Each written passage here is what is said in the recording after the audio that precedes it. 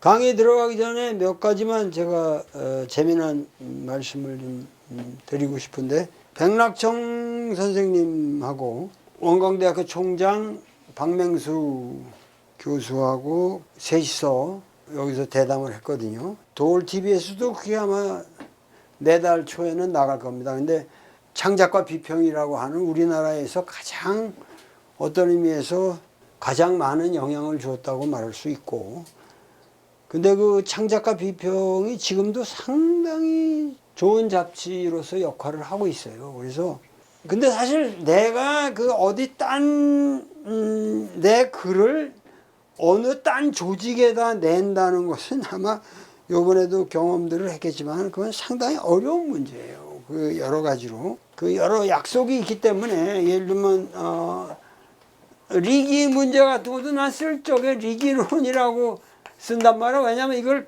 두음법칙에서 이기론으로 하는 게 저게지만은 이게 뒤로 올 적에는 다 리가 된단 말이야. 그러니까 예를 들면 영어로 만약 내가 이거를 쓴다 그러면은 리라고 그랬다가 앞에 하면 또 이라고 바꿔서 쓸 수가 없어요. 그러니까는 철학적인 개념화로 해서 나는 그냥 이 리로 픽스를 시켰거든. 그래가지고 모든 게 내 나름대로 약속이 있어가지고 이제 여러 가지로 어려운데, 하여튼 그런저런 문제를 떠나서 그 상당히 요번에 창작과 비평이 제 글을 실는 과정에서 상당히 성의를 보여주었고, 완벽한 문장으로 합의를 봐서 제 인생에서 보람 있는 글이 시중에 나갈 수 있게 됐습니다. 그런데 아주 훌륭한 매체를 통해서, 그리고 저뿐만이 아니라 그 백 선생님께서도 요번에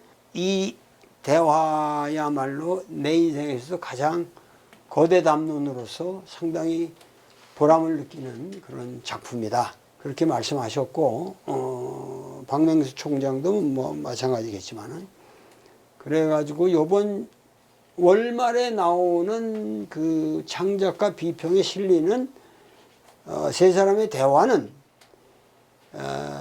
여러분들이 한번 꼭 사서 볼만한 그런 가치가 있는 대담이라고 하는 것을 말씀을 드립니다. 그래도 창작과 비평이라는 잡지는 좀 여러분께서 그 정기 구독을 한 번이라도 한번 해 주셨으면, 그 전번에 제가 여기서 그 당시 일백수 송재서 선생님 그걸 소개를 했는데 그게 한 1000부가 나간 모양이에요.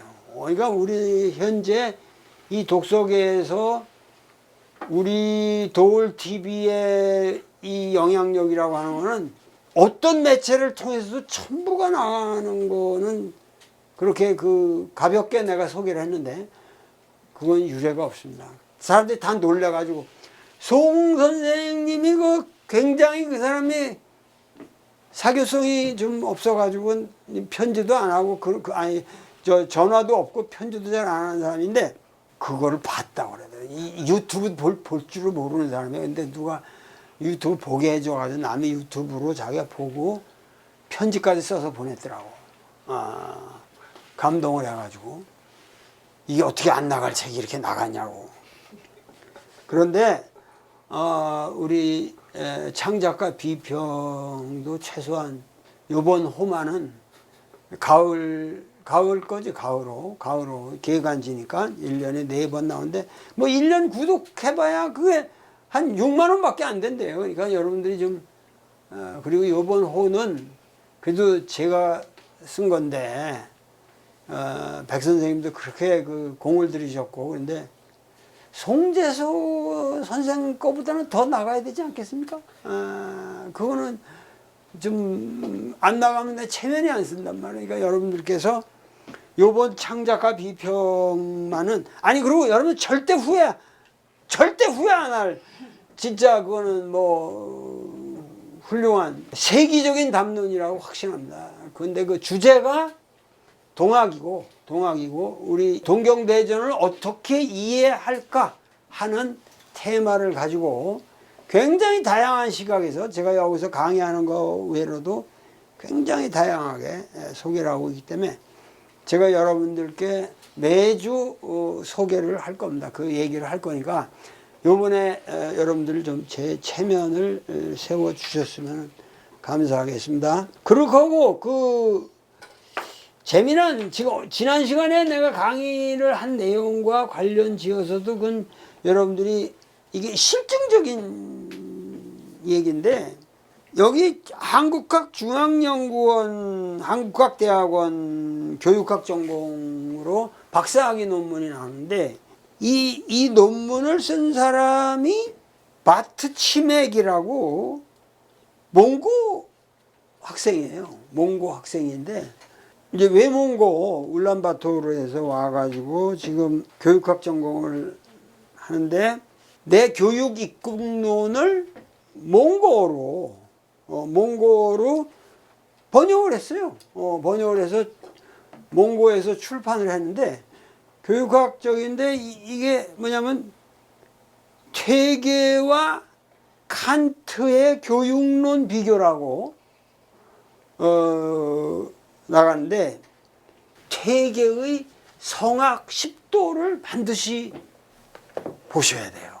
이 성학 10도라고 하는 거는 퇴계의 이 성학 10도라고 하는 것은 10개의 그림이에요. 그림.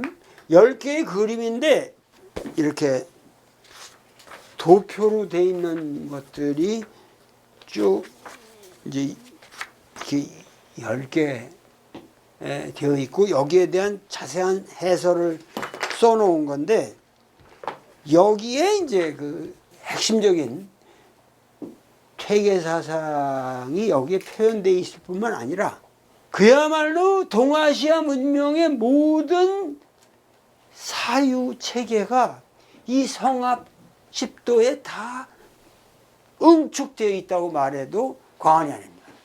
여러분들이 이 성학 10도라는 게 얼마나 위대한 문헌인지 여러분들이 꼭 관심을 가지셔야 되는데 이 성학 10도의 사상을 파고 들어가면은 결국 내가 말하는 동화까지 오게 되는 거예요. 그런데 칸트의 교육론과 퇴계를 여기서 비유한다는 건 뭐냐면 칸트의 사상이라고 하면은 서양의 소위 말해서 관념 이 독일 관념론의 물줄기하고 영국 경험론의 물줄기를 그야말로 집대성한 근세 서양 사상의 거의 정점이자 집대성이고 그런 거 아니에요. 여기 지금 퇴계라고 하는 사람은 칸트라고 하는 사람은 근데 여기 보면 die Verwindung der Freiheit라고 했단 말이에요. 그러니까 die Verwindung der Freiheit mit dem Zwang 이렇게 돼 있는데 여기 내가 생각하는데 이 Verwindung이라는 게 이게 인간은 본래적으로 우리가 교육을 받지 않은 상태에서는 이 자유를 추구하게 된다는 거지 본능적으로. 그렇지 않습니까? 술을 먹어서 기분 좋다고 술 계속 마시면 그게 내 자유다 이렇게 생각하지만은 그 다음 날에 골골하게 되거든. 그 사람은 손해 많이 보는 거고. 그러니까는 결국 인간이란 존재는 어떠한 경우에도 자유로울 수가 없는 거예요. 근데 자유를 지향하죠. 그러니까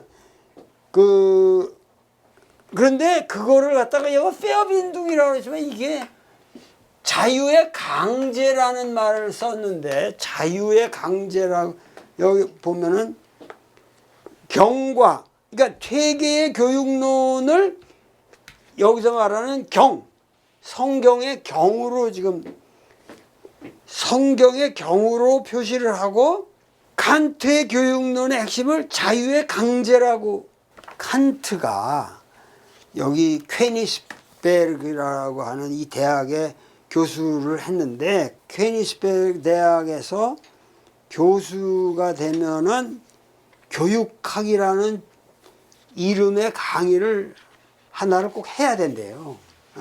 그래가지고 칸트가 이 교육학이라고 하는 페다고지크라고 하는 이 강의를 이 사람이 하고 거기에 쓰였던 강의안을 프리드리히 테오토르 링크라는 사람에게 준 거예요.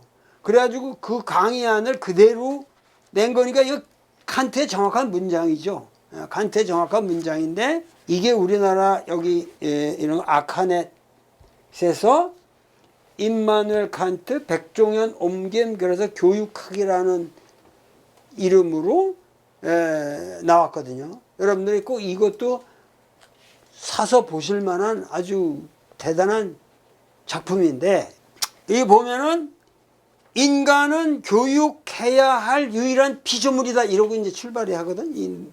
그걸 보면은 교육이란 양육과 훈육 그리고 교양 겸 교습을 뜻한다. 이거는 이제 그 누구야 에밀 루소가 한 말을 가지고 이제 이런 말을 하는데 대부분의 동물들은 사육을 필요로 하지만 양육을 필요로 하지 않는다.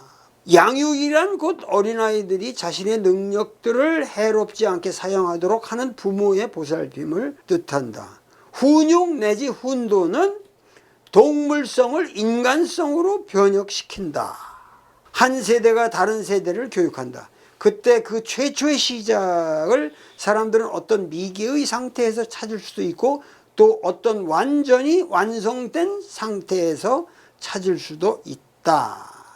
여기서 난 칸트 읽으면서 내가 반가웠던 거는 내가 어릴 때 잡아야 된다고 크면은 교육을 못 시키니까 어릴 때 필요한 최소한의 틀을 잡아야 된다는 얘기를 했는 걸 어디지? 하노이 아침 어디 인사동에 하노이 아침 그 사람이 그 감동을 받고 그렇게 자기 자식을 또 여기서 강의 들은 몇 분이 아주 점잖은 아주 할머니들이 이쪽 할머니들 거기 오셨더래 세 분이서 그래가지고 이제 음식을 시키고 김밥 맛있다고 그래서 김밥을 시키고 또 맥주를 시키시더니 처음에 하나만 시키더니 나중에 여기 세 개를 다 시켜가지고 가시면서 우리가 도울 선생님 때문에 왔다고 여기. 하여튼 근데 그 얘기가 칸트가 여기 자세하게 해놓고 있더만. 에? 어릴 때 조져야 된다. 그러면은 훈련이 안 되니까 안 된다. 그런데 여기 내가 말하는 거는 이 프라이하이트라는 거는 지금 인간이 이 야생 상태에서 우리가 그냥 푼다면은 자유롭게 사는 거를 우리가 생각하자는데 이 자유라는 건, 이 페어빈둥이라는 건 사실 이게 강제라고 번역하는 것보다는 이게 일종의 속박, 페어빈둥이라는 게 뭐 이렇게 이런 거 책들 이렇게 묶는 거, 책 뭐라 그래? 제본이라는 바인딩이라는 뜻도 되고, 그리고 이렇게, 그러니까 결국은 칸트에게 있어서는 항상 자유라는 개념이 자율로 돼야 되잖아. 칸트에게선 자기 도덕적인 하나의 자기 의지에 의한 이 자율의 세계, 그러니까 이 자유가 진정한 자유가 되려면은 자율적인 자유가 돼야 되는데, 그 자유라는 거는 항상 뭐야?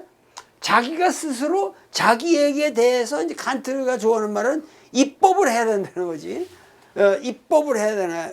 국회에서 입법하는 거는 국민들을 위해서 하는 거지만, 이거는 내가 나를 위해서 입법을 해가지고 나를 구속한다. 그러니까 자유의 구속이라는 것이 이게 교육의 핵심이다. 이거지 않습니까? 그러니까 칸트의 교육론이라는 것의 핵심은 결국 근세적 인간의 시민사회의 그 인간에게 있어서 어떤 자율적인 이거, 그러니까 그것이 이제 지금 이 퇴계를 통해서 수훈회까지 이루어지는 경이라는 개념하고 같다. 이게 이 논문의 요지인데 이건 정확하거든요. 내가 보기에는 조금도 무리가 없는 아주 정확한 논리란 말이에요. 그러니까 경이라는 게 뭐죠? 경이라는 게 항상 얘기했죠. 주일무적이라고 그랬잖아요. 주일무적.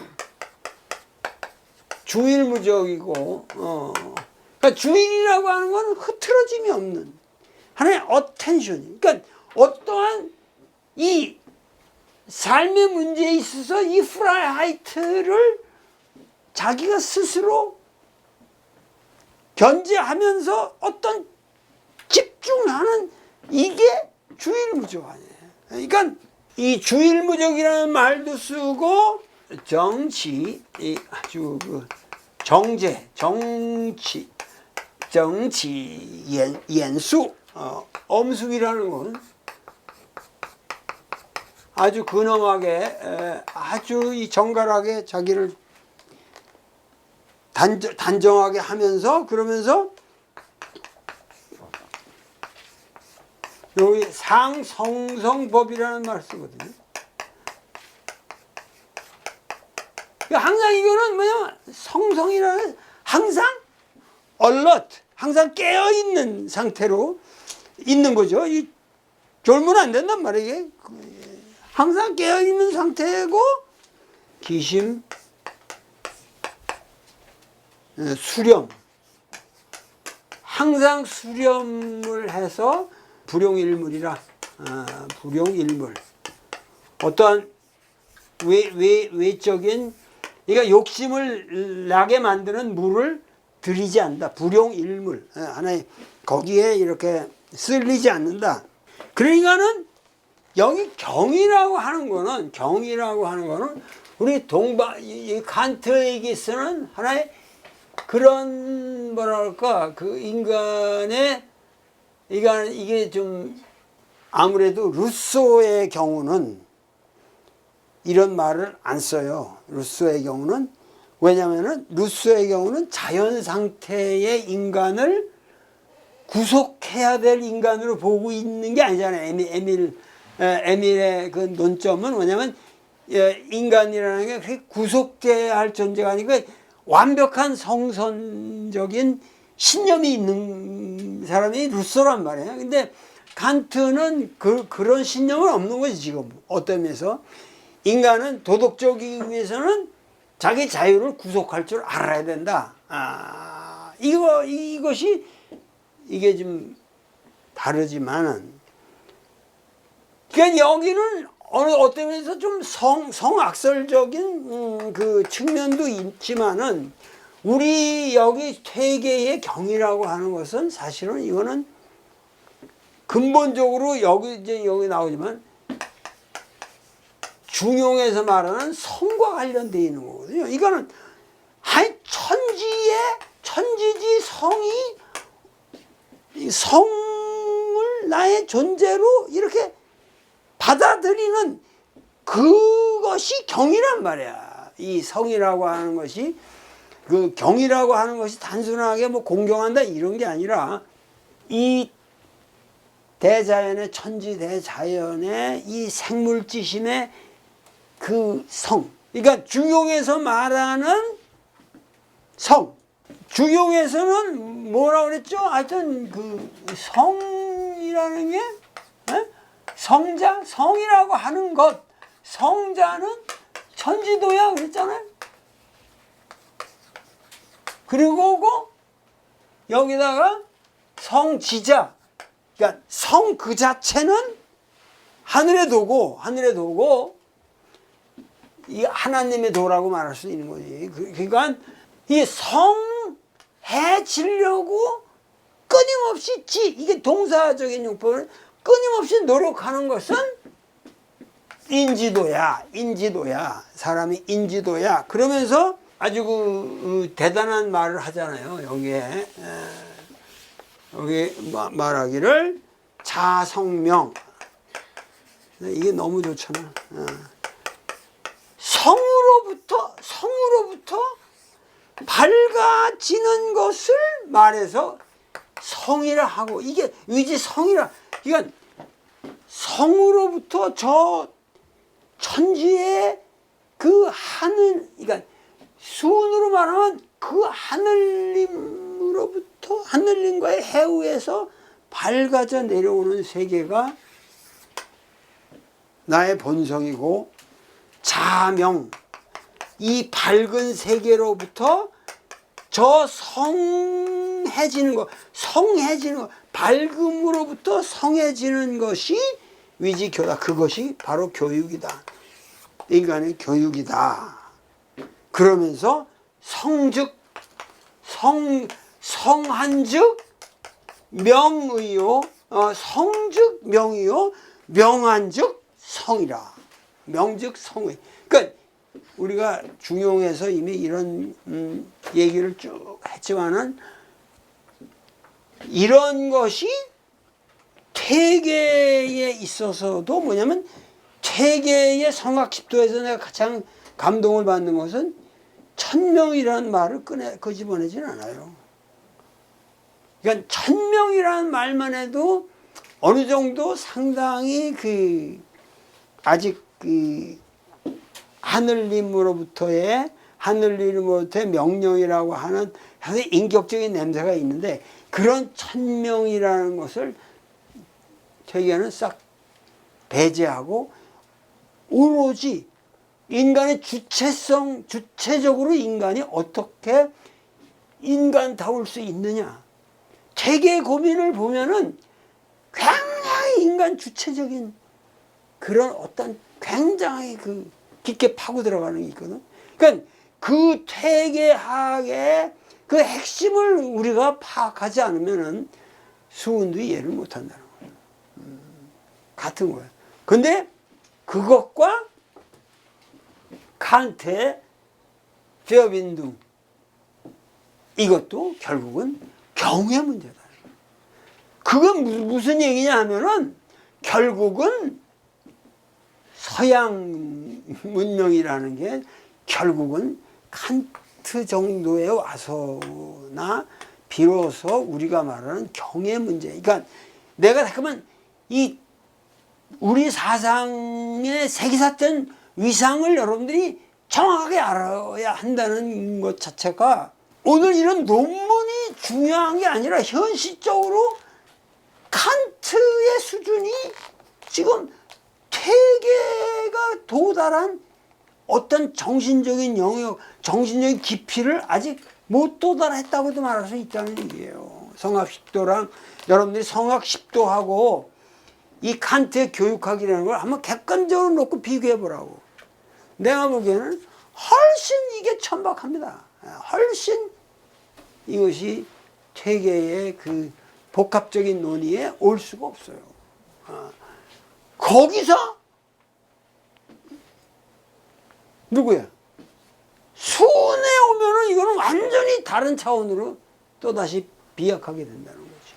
그러니까 이러한 논의를 우리가 알아야 결국은 이 동학이 뭔지, 왜 그렇게 퇴계가 또 비판적으로 보면 문제가 많은 사람이거든. 논리적으로 모순도 많고. 그렇지만은 왜 퇴계가 퇴계인가?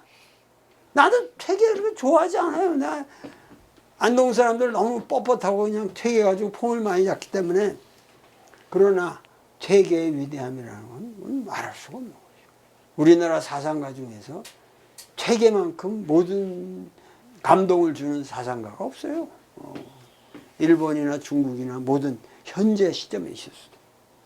내가 어저께도 퇴계 그 글을 보는데, 자기 손자한테 그 편지를 쓴 건데, 그 손자가 아마 애를 낳는데 한 3주, 4주밖에 안 되는데 젖이 안 나오는 모양이라, 그래서 유모를 이제 시골에서 올라오라고 그랬나 봐. 그랬더니 퇴계가 네 자식 살리려고 남이 자식 죽일 수는 없는 거라. 거기도 3주밖에 안 된 여자를 노비라고 그래서 끌어다가 젖을 먹이에다가 거기 영양실조로 죽으면 어떡하냐. 퇴계의 교육학이라는 건 그런 생명에 대한 깊은 존중사상이 있는 거죠. 그러면서 근사록에도 그런 말이 있나니라 그러더라고. 그래서 내가 또 그걸 다 찾아봤더니 근사록이 있더라고.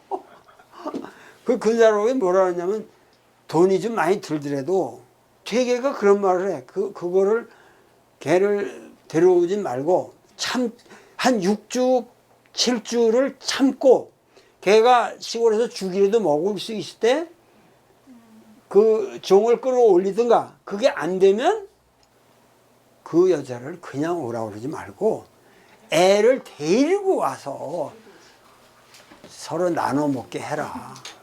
어찌하여 그 애를 버리고 올라오게 하느냐 하고 나무라는 편지가 있더라니까. 그런데 하여튼 내가 근사록에 이런 얘기가 다 있나 그랬더니 실제로 있더라니까. 그러니까 이 동방인들이 여러분들이 무슨 근대다 전근대다 이런 개소리들을 하지 말고 근본을 얼마나 깊게 그래도 이런 사소한 문제부터 우리 선조들이 생각을 하고 살았는가 이런 거를 좀 아시라는 얘기죠. 서양은 정말 인권에 대한 전혀 고려가 없을 때 오히려 우리는 인간에 대한 깊은 생명에 대한 존중과 인간에 대한 보편적인 사랑이 있었다는 그 핵심이 경의 문제다. 경의 문제. 그거를 내 동학이라는 게 별게 없고 성경신 세 글자에 있다라고 말하는 수은 선생의 본의가 무엇인가? 그 마지막에 요 다음 시간에 여기 써 있는 요거를 우리가 공부를 하겠습니다. 감사합니다.